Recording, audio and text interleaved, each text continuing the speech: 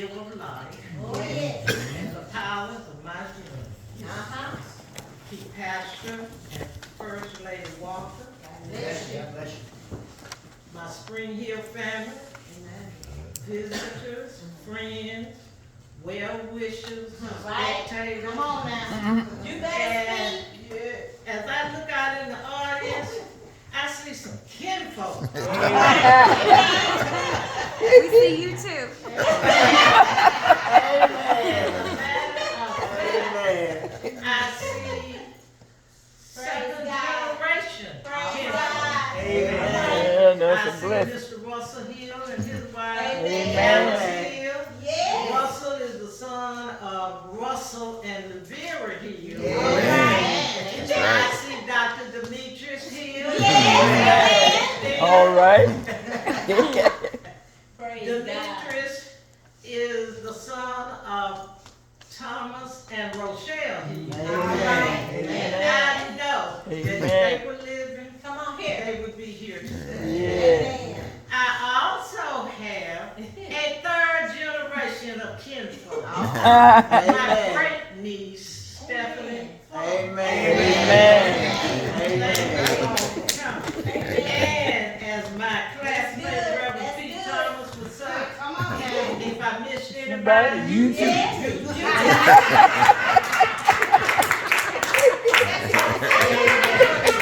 it is indeed an honor and humbling experience to speak to such a distinguished group of women and men.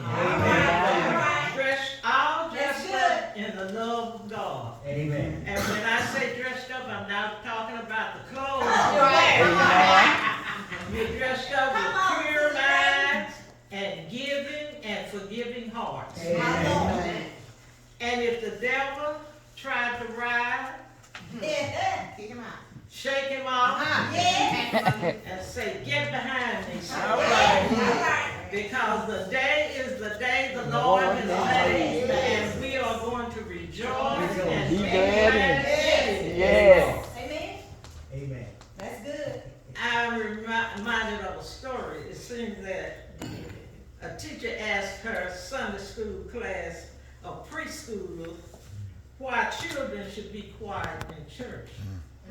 And this one little precocious girl said, because all the people are sleeping. Now let's keep. With that in mind, I will speak briefly. But I have to warn you, if I see anybody nodding, I'll have to start my speech from the beginning. So be forewarned. Go with your My bad.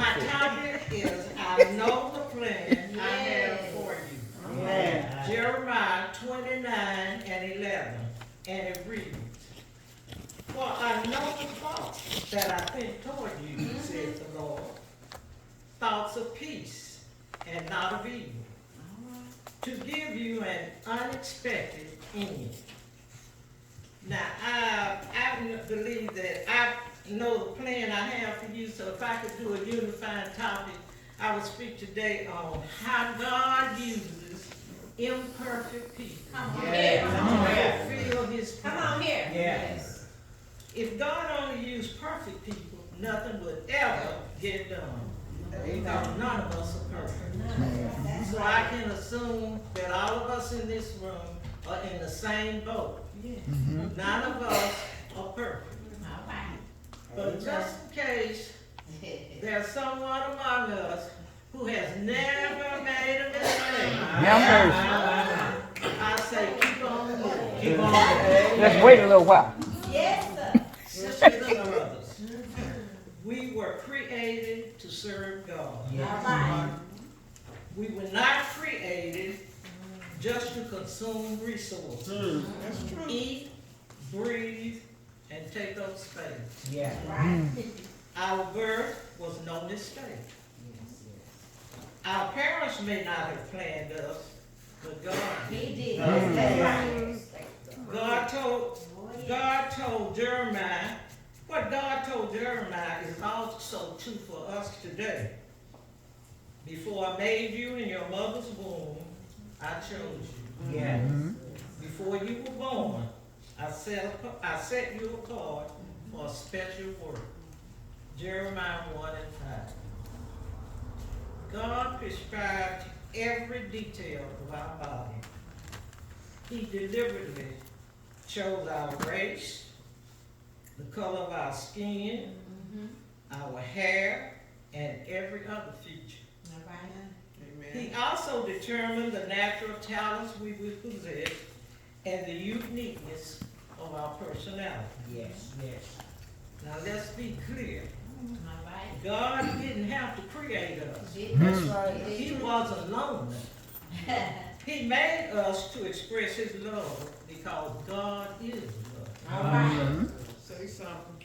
2 Timothy 1:9 states, it is he who saved us and chose us for his holy work, not because we deserved it, but because that was his plan. His plan.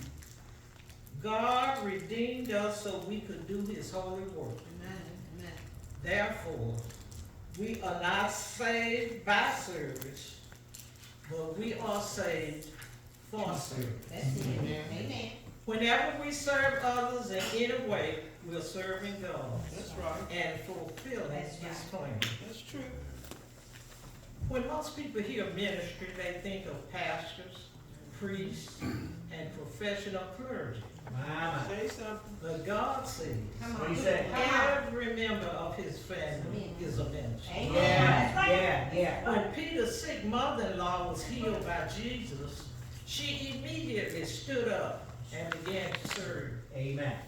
using her new gift of help. That is what we're to do. We are healed to help others. We are blessed to be a blessing. If the Lord has done anything for you, Well Right said. now. you ought to want to tell someone. Second Corinthians 12:9 states, I am with you. That is all you need. All you need. My power shows up best in weak people. Okay.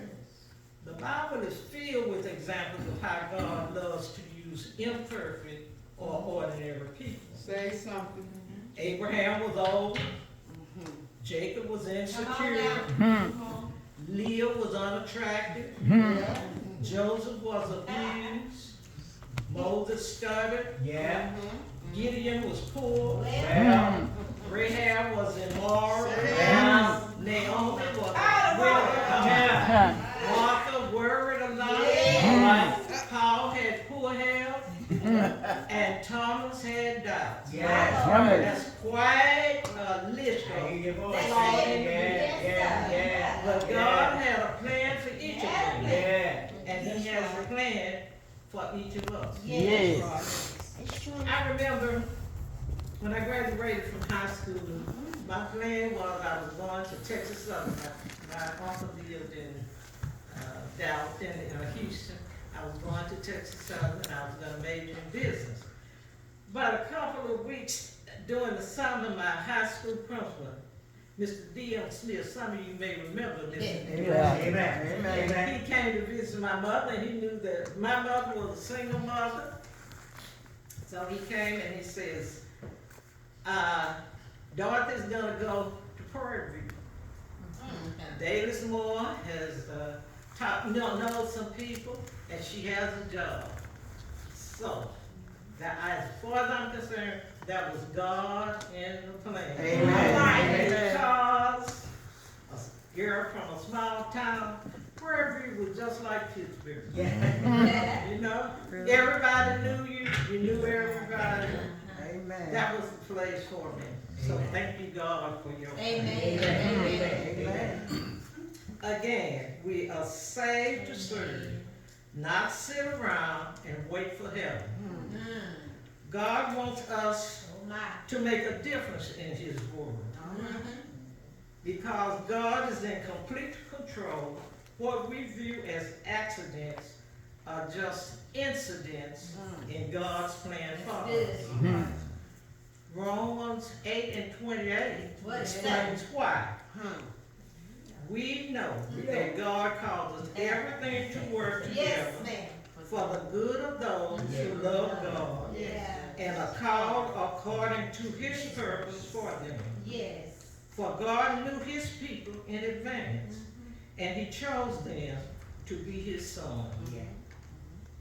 God could have kept Joseph out of jail. Well, Could have kept Daniel out of the All lion. right now. Yeah. He could have kept Paul from being shipwrecked 3 times. Yeah. Sometimes God has to knock more than once to get our attention. All I would say that Paul fell into that category. He could have kept the 3 Hebrew boys from being thrown into the fiery furnace. That's true. But he didn't. He let those problems happen, and every one of those persons was drawn closer to God. Showed up. As a result. Amen. Sometimes we just have to go through something. Got to know. That's right. Problems force us to look to God and depend on Him instead of ourselves. That's right. We will never know that God is all we need until God is all we've got. Yeah. All right. God's plan is for us to become more like Him. Yes. To have the fruit of the Spirit is to be like Christ. Peace, love, joy, Yes. patience, Yes. kindness, goodness, Yes. faithfulness, gentleness, and self-control. Especially the pink tornado, the tongue.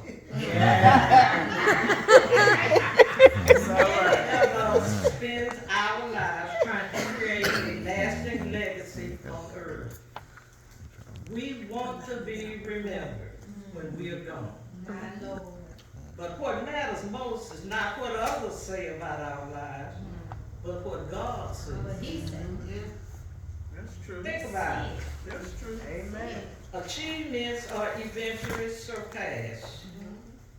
Records are broken. Reputations fade. And tributes are forgotten. A wiser use of time would be to build an eternal legacy.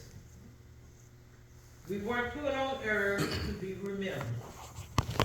We were put here to prepare for eternity. Yes, yes, yes. That is the expected end God spoke about in Jeremiah 29 and 11. So one day, we will stand before God, Yes. That's right. and He will do an audit or a final exam of our lives. God wants us to pass this test. So He has given us the questions in advance. Question 1. What did you do with my son, Jesus Christ? Well, God won't ask about your religious background, whether you were Catholic or Baptist or Methodist. He won't ask about your religious views. The only thing that will matter is, did you accept what Jesus did for you? amen. And did you learn to love and trust Him? Jesus said, I am the way and the truth and the life. Yeah. No man No, man. comes to the Father except through me. Amen. Second question. What did you do with all the gifts, Lord talents, Jesus. Lord Jesus. resources, and opportunities I gave you? Well, Did you spend them on yourself, or did you use them for God's purpose? well, say something.